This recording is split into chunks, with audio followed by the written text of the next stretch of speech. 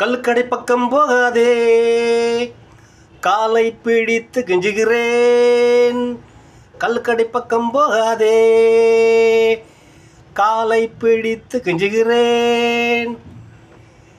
இந்த பாட்டை இலங்கை வானொலியில் 1970களில் பாட்டு கேட்குறவங்களுக்கு ஞாபகம் இருக்கும். ஆனால் அதுக்கு பிந்தைய தலைமுறையினர் இந்த பாட்டை கேட்டிருக்கான வாய்ப்பு இல்லை. ஆனால் யூடியூப்லலாம் இந்த பாட்டு இப்பவும் சில பேர் கேட்குறாங்க. அது யூடியூப்பில் இருக்குது.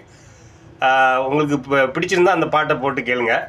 சரி, இந்த பாட்டை நான் எதுக்கு இப்போ ஞாபகப்படுத்துகிறேன் அப்படின்னு சொன்னால், இன்றைக்கி தமிழ்நாட்டில் நடக்கக்கூடிய அத்தனை வன்முறைகளுக்கும் இந்த மது இது ஒரு முக்கிய காரணமாக இருக்குது. ஏன்னு சொன்னால், மது அருந்து விட்டு தான் எல்லா குற்ற செயல்களையும் செய்கிறாங்க, எல்லா குற்ற செயல்களையும் ஈடுபடுறாங்க. அதனால் மதுவை ஒழிக்கணும். ஆனால் உடனே ஒழிக்க முடியுமா அப்படின்னு சொன்னால் முடியவே முடியாது. ஏன்னு சொன்னால், எல்லாம் மூழ்கி போய் இருக்கிறாங்க. முதலைக்கிட்ட எப்படி சிக்கனா தப்பிக்க முடியுமா? முடியவே முடியாது. அதே மாதிரி தான் இந்த போதைக்கு அடிமையானவங்க அவ்வளவு இலகுவாக வெளியேறிட முடியாது. நிறைய பேர் அதிலேருந்து என்னால் முடியலை அப்படின்லாம் சொல்லிக்கிட்டு இருக்காங்க. முடியும். அதுக்கு காரணம் நம்ம தான். நம்ம மனசு வச்சா எதையும் முடியாது அப்படிங்கிற ஒரு விஷயமே கிடையாது. மனசு தான் காரணம்.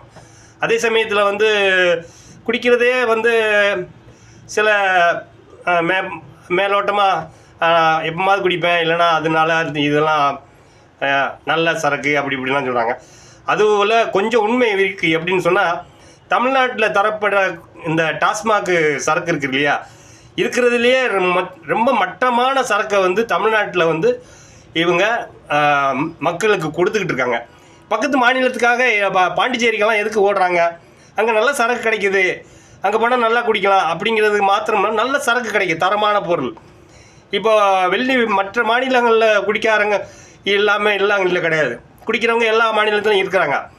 ஆனால் வெளி மாநிலங்களில் 20 வருஷமாக குடிக்கிறவன் ஏதாவது ஒரு உடல் உறுப்பு பாதிக்கப்படுறான் அப்படின்னு சொன்னால், அதே தொடர்ச்சியாக குடிக்கிறவன் அதே இதை தமிழ்நாட்டில் 10 வருஷம் குடித்தாவே அவன் ஆளு காலி ஆயிடுவான். அவனுக்கு உடல் உறுப்பெல்லாம் போகாது, கிட்னி சட்னி ஆயிரும், வயிறு கயராயிரும், அவ்வளோதான், ஒன்றுமே பண்ண முடியாது. ஆனால் நாளைக்கு நீ செத்து போயிடுவேன் அப்படின்னு சொன்னால் கூட அது பார்த்துக்கலாம் அப்படிங்கிற மனப்பான்மையில் தான் இப்போ மக்கள் இருக்கிறாங்க.